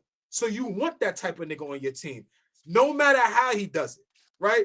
We talk about Pat Beverly and how annoying Pat Beverly is, but you want that type of nigga on your team. You want a Matt Barnes, a Steven Jackson. I just talked about Reggie Evans. Like, you want them type of guys that are physical, probably not as skilled as, you know, your best players in the league, but they're gonna go out there, they're gonna play defense.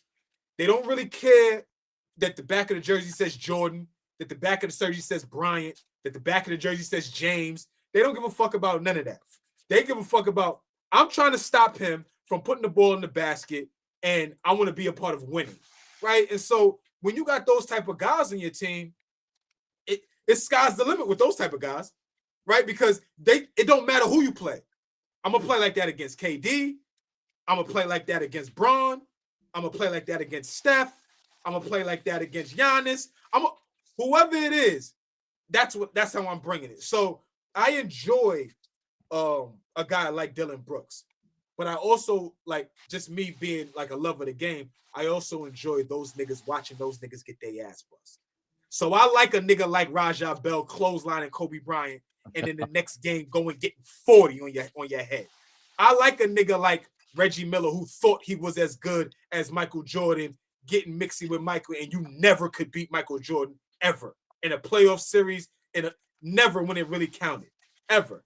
I like when LeBron, you know, they try to fuck LeBron up in Toronto, and every year Toronto just can't beat LeBron James.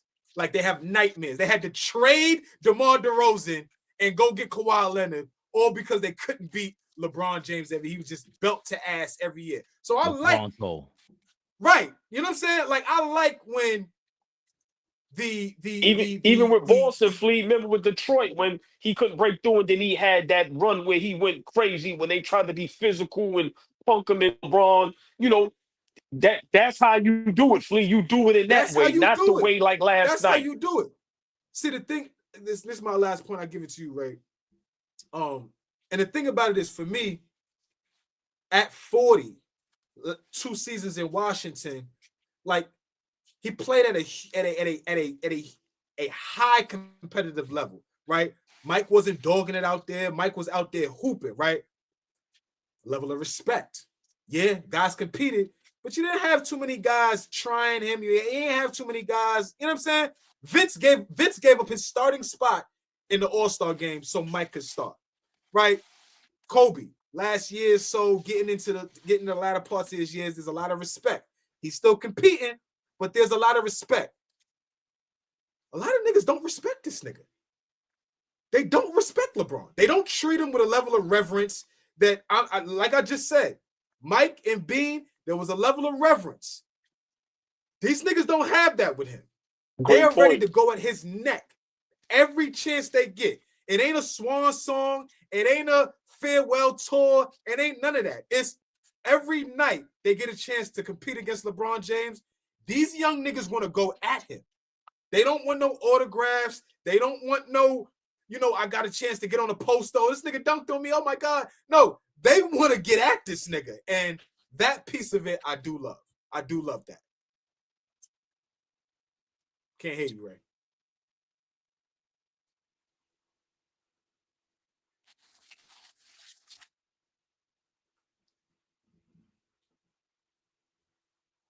Yeah. So yeah. Get his ass out of here. Get your mic together. You want to talk? You talking shit about everybody else? Get your mic together. Pause. That until Fabian come back, Flea, that was a great point. Just the sign of respect. But for me, Flea, like I said, yeah, he's back. Yeah, for me, it's just nah, man. Go ahead, Fabian.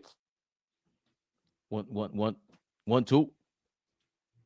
I am back. We got you, Maestro. I think we heard Westbrook on the way out when he left LA with murmurs about him saying LeBron's fake. There's a lot of this. And even last night, before we move on and complete this topic, JJ Redick, who we've been, I had to start getting on. A couple gray hairs kicking in there, JJ. AllBall explained at the end of the game, they fouled. No, during that technical foul that Dillon Brooks caught, LeBron went to the free throw line, but JJ Redick explains what happened at the free throw line. Why did LeBron shoot that technical after that? Whose decision is that? After the Brooks attack. So guys were out on the court. We had kind of left. Luka and I talked. I thought Luka was going to shoot it. I walked back. LeBron was at the free throw line. He shot it. I don't know what the dialogue on the court was. And, we did this, at some point last year, early in the season, we kind of designated here's who's going to shoot the technicals. And, every team is different. Sometimes it's the superstar. Sometimes it's the best free throw shooter. Sometimes it's a guy who maybe needs to see the ball go in the basket. Like, it's all situational. But Luka should have shot that. Yeah. Why did LeBron shoot that technical after that? Whose decision is that? Well, I like that. Lakers job turning old boy, look old as shit. I like that reporter repeating that question real quick because LeBron answered that question also. Shit, I just walked into the free throw line. I mean, why wouldn't I? I mean, I've been okay with Luka taking it too. We've both been in pressure situations, but I just took it. I mean, unfortunately, I missed it, but I made up for it.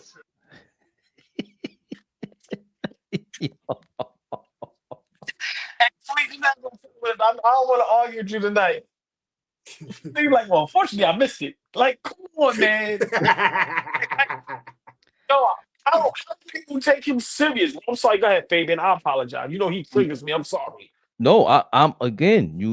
I'm a fan of JJ Redick, and I've been getting on him because this is more and more proof that he specifically doesn't respect you, and all the shenanigans that go on with Dillon Brooks. To your point, Flea, somebody getting in your head. It's not just them. It wasn't just the greats. There's a lot of people that went out there. When we were just talking about Anthony Peeler giving it to Kevin Garnett, ain't taking no shit. People just when Derrick Rose, that highlight when they at the All-Star game, Dwight Howard and LeBron looking all goofy, and Derrick Rose just get up there like, man, what are y'all doing? And he's the young pup. There's a level of seriousness, and I always say this: LeBron is very clumsy, and even though Rich Paul got the podcast and it's terrible, he tells on LeBron a lot. He's saying, bro, I don't like when you with the showmanship stuff. I've seen 2 episodes. What are you talking about? Shit terrible, Flea. Don't even feed it. He tried that with the mind the game shit too. Game over. No, nigga, who's good? Besides us, who's good? Fuck what we talking about. Y'all put me on. What we talking about now? Besides AllBall TV, who is good at this shit? Y'all Because put me. everybody trash you. Y'all put me onto Austin Reeves, dope. Tim Legler's still dope. KG and them dope. Even to the hold on. Even Austin Rivers. I'm sorry, Austin Rivers. We did that the other day. Oh boy, we did the Austin Rivers. Yeah, we did. Yeah. Even you know who I like? You know who I like? I'm starting to like. Hold on, you know what I'm starting to like? Yo, to the Baja shit. They them niggas is good. Yeah, they're good, man. They're good. They're good. I don't care what y'all niggas think. Love y'all. But hold on. Just real quick. Austin Rivers been doing so good. The Boston Detroit game, he was courtside doing the game. Yeah. Oh no, he always does it because he interviewed his pops and he said, "So Doc," he said, "What?" Yeah. Really? So that's what we doing now. That's what we doing now. Yeah. So again, personality, guys who just don't take themselves seriously and understand that this is not what you do for your other profession, Rich Paul. This is not. You're not an agent. You can't negotiate on live TV. I'm just happy to see Max back. I guess let me just say that. He's starting to piss me off too. He's starting to piss me off too. Go at him. Like you're gonna come here and say, I got something to react on Max. I like what Max said. You'll be here in a week or two. Maybe. Remember, but he comes from us. Then that's the problem. Keep it real with Rich Paul and be direct, as AllBall said before. I gotta quote him. And LeBron isn't being direct with himself. And I can't help but hear Rich Paul saying things that we were saying about LeBron. Well, all that, why you want to take a step back three? No, that's not. I like seeing LeBron, the real ball player. I don't like when you out there not playing basketball, not going to the rim, being tough. That's LeBron. You could get in LeBron's head at 40 years old. You let somebody get in your head at 40 years old on a basketball court. Listen, maybe I have those issues too, but you shouldn't. And when we talk about the GOAT, that's why you ain't the damn GOAT. You lack that sort of professional decorum. And Dillon Brooks shouldn't be getting in your head. Even someone like Draymond, who he's decent when he breaks the game down. What I like about Draymond is that even he's being honest, and maybe LeBron's being too honest. But even Draymond said, if Dillon Brooks keeps this up, he'll be an all-star this year. Dillon Brooks will be an all-star this year. So for him to say that, French, like borderline, like right there. So he's playing well. He's averaging 22 points a game, right? He was. I don't know if he still is.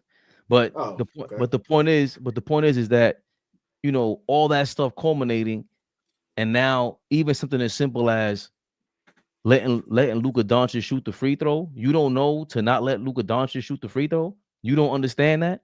You don't get that. To me, that's what really is foul. Like LeBron being on his own out there, leading a team, leading a franchise, leading the Lakers. You're gonna always get the fame. You're gonna always get the spotlight. This to me is sad. You brought in JJ Redick. That is the narrative. You brought him in, and now JJ Redick is looking like, damn, he did bring me in here, and you're showing him too much respect. You have your own legacy to create and run. I've been saying this ad nauseum, but last night was just another example of you can get at LeBron James, the third option. The third option gets to get away with all that. Who's our third option? Whether it's McHale, whoever it is, if they start OG, yeah. If OG takes the ball, goes to the free throw line, shoots the free throw, and after the game he says, "Yeah, you know, I had some big shots. You know, Cat could have got the free throw, but you know, huh?" OG LeBron, don't do that. Don't do that. Third option, and I'm sick of it. I've been saying this forever. That's fine. That is fine. That is third option and cachet are two different things. I hear you. You're not wrong. You're not wrong, bro. What I cachet? hear what you're saying. We talking about basketball. What are you talking about? Like I'm now you're gonna be. No, I'm not being sarcastic or none of that, bro. If JJ Redick, because this is my thing. If JJ Redick is so serious about winning and you study the game the way that you went at everybody, that's why Jerry West checked you. Hold on a second, bro. What did you do to impact the outcome of a game? This is part of that. How do you figure out the former superstar on the court we're talking about? He's clearly a megastar. They were going crazy for him at the Olympics for LeBron James. They go crazy for him still. Cool, we get it. But on this court right now, you ain't Luka Doncic. Let Luka shoot that. And you missed the free throw? Yeah, this is little things, but they get blown up. And it's we're distracting away from the fact that you took that free throw and JJ Redick told Luka to shoot the free throw. That's insubordination, young man. Let me ask you a question. The same funky stuff that we were seeing in that 2010-2011 season, the first season with LeBron and D Wade. Is there any remnants of that right now between LeBron and Luka, kind of in the reverse? What I'm asking is there a point where LeBron has to say, yo, it's you, baby. I'm with you. I'm in the car, but you driving this motherfucker. Is that where we at yet? Or is that, am I bugging? Chat, let me know, Fabian. What do you think? How much? I didn't even think of that. That's an amazing point. How do you not know? How do you not know to take a back seat? You should no. Actually, excuse me. It's a great point because D Wade was still D Wade when he got to Miami. He didn't get hurt till later. So D Wade taking the back seat is just showing me at my peak. I'm in practice. I'm playing the same dudes you are. You're better than me. You're the better player. You're just better than me. Like, there's no. I'm competitive. I'm D Wade. You know how I feel about D Wade, and I'm still saying this shit don't work. We're not gonna win if you ain't LeBron, bro. You can't be scared. And now it's the other way, bro. Just tip your cap, take a swan song. This is all nasty, and we talked about this in the offseason, bro. If you come back and you learn to not try to take the shine from the guy who's now the face of the Lakers, the biggest franchise in the game. They're really the creme de la creme. They're the Yankees of basketball. They're the Cowboys of basketball. Like, they're just popular for no reason, just because they won the 18 band or whatever it is. That purple and gold is crazy. And you're choosing to do this in real time. JJ Redick, you are the coordinator. You are the head coach. This guy's punking you in real time. He's doing it. Yes, he did you the favor, may have helped you out. You did him a solid. Yo, your son is Lou Dort. Your son is Davion Mitchell. I'm going to keep repeating that. That's what JJ Redick said at the introductory press conference for Bronny James. He already did you solid. He got the Lakers at $50 million for selling Bronny jerseys. He did his part. Now you got to do your part for yourself, JJ Redick. This is nasty. LeBron James is nasty, clumsy. I can't believe he did all this, Flea. Yeah, just my last point with this. And I know that they're a good team this year. They're playing good basketball. Yes. So it'd be hard to like start nitpicking and all of that. And it's a fair question, Jeremy. It's a fair question. It's a fair question. Like I talked about the other two guys that are on the top of the hill, right? The Jordan and the Kobe's and all that type of shit. They kind of knew when it was up. They had a level of ego. No doubt about that. They always felt that they were still great. We watched Kobe Bryant go get 60 when we had no business going to get 60, taking 50 shots to go get 60. Like, he had no business doing that, but he did it, and we loved it, and rest in peace, my GOAT, right? But I just think if both of those guys were in this same position, right, where at 40 they still had remnants of their peaks, right? You still could look at LeBron some nights, like the other night against Philly, where he had 29 and completely took that game over. Like, you could see flashes that he could still go get it night and night, not a night in and night out basis, but you could see, okay, he could go get it still. Kobe and Bron, I just feel like if they knew they was in this situation, I am not the best player on the floor anymore, but I got the best player on my team, they would find ways to elevate that guy. LeBron, in my opinion, LeBron needs to find ways to start elevating Luka. You're good. You solidified, whether niggas think you the GOAT or not, whether niggas got, you're stamped and solidified. You could wake up tomorrow morning and tweet all of us, I'm done, and you're fine. But if you are here, if you are going to stick around, elevate the best player on your team. And there shouldn't be any tug of war right now between Luka Doncic and LeBron James. Luka is the guy, is going to be the guy for the foreseeable, for the next decade. If everything goes right, the Lakers got their guy for the next decade. LeBron is going to be home. There's going to be so many things that happen with that niggas after his career, and Luka's still going to be in purple and gold. So, like, elevate the best player in your team, bro. This is over.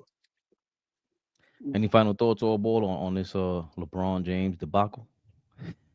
Yes. Luka needs to talk to his agent or Lakers management and say, if LeBron James comes back next season as a Laker, I'm out of here. That's what Luka needs to do. Simple. Well, Stacks timing ain't no better timing than to see $10 on that screen. $10. Buy me a dime back. My guys, why is a Yabu or JC here? Why is a Yabu or Jordan Clarkson here? Let's be honest. This is the result of focusing on free agents and not the draft. When is the last time we heard the Knicks target and draft a player they want? That's a good point. That's a great point, because you know what I always hated, fellas? If we had a Kentucky connect and we were able to know, oh yeah, Emmanuel Quickly plays over there, and this guy plays over, Kevin Knox plays over there, and you didn't know SGA was that good, that's going to Stacks timing point. There's no way I'm sitting at practice at Kentucky and I'm seeing SGA and Emmanuel Quickly and Kevin Knox, and I'm going, yeah, Kevin Knox. Yeah, Emmanuel Quickly. Awful. There's no way you pick Kevin Knox over Shea Gilgeous. Is that the draft that we picked him? Who did we pick the same draft as Shea? It was either him and then because I know Devin Booker came off. Oh, maybe Frank. Oh, Donovan Mitchell is the Frank Ntilikina draft. That's Donovan Mitchell and Adebayo. It might have been somebody else. Yeah, and Bam and all the that. I can't wait for the third. I can't wait for the 30-30 of just how the Knicks just was so bad at drafting that is just insane. I don't know no organization that's worse than us when it comes to looking on the board and seeing who's available in the draft, and you just find a way to pick the worst player. I don't understand that. I'll say this. I hope the that's disgusting. And Bridges. Oh. So we picked Knox over Bridges and Shea. A first-team All-NBA defender and an MVP and champion. We picked We picked Kevin Knox. Even Miles Bridges I would have took. DiVincenzo. Are you shitting me? Dante.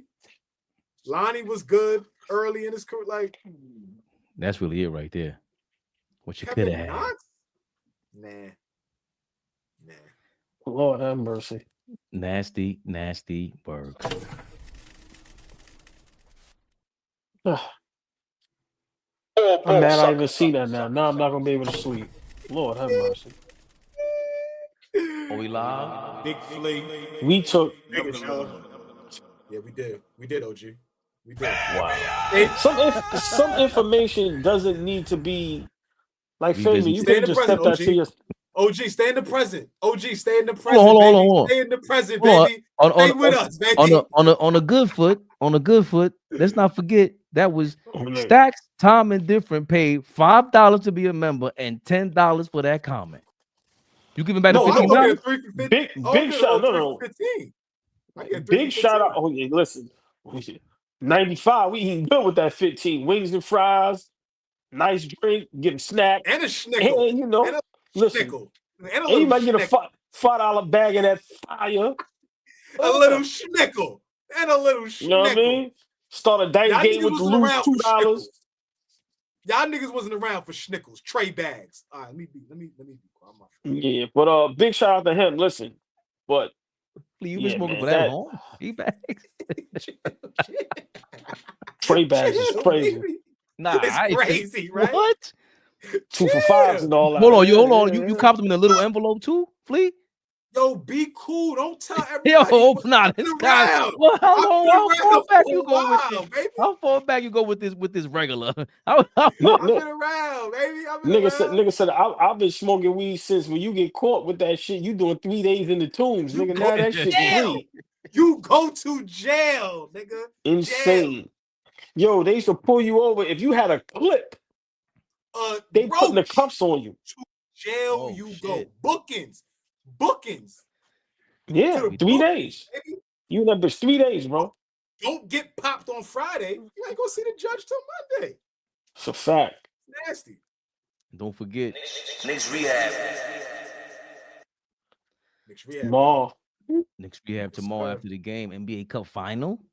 Yeah. It's late. What time is that game? 8:30? Shit. Is it? Yeah, I think that's a late game. It's the only game on TV too, so that's why they did us like that. It's the only game on tomorrow night. So that means we gotta have our only Knicks Rehab tomorrow at 12 o'clock in the morning. Thank you, Adam Silver. Or we go before. We'll discuss that. We shall. You'll see notification. We don't finagle the game. You know what I'm saying? Thank y'all in the chat. You know how we say, could have been anywhere else, but you're here with us. Mañana, your folks. Get your quarter zip up. Get your quarter zip game up, man. Fuck. But you're talking about trade bags and you talking about envelopes and we talking about quarter zips. I was wearing quarter zips while I was copping trade bags. Yo, man, get me out of here, man. You copping quarter zips back. Real quick before we get out of here. Pooh Shiesty is home. He hasn't worn a Pooh Shiesty yet. So can we stop calling them mass Pooh Shiesties? Stop wearing them shits. Just food for thought. Just stop wearing them shits. Hope they put them shits on the washing machine when they wash their clothes. If they wash their clothes. Have a Lord good night. have mercy. AllBall TV. They scared, but I'm not. They don't like comentario. Y suscribe.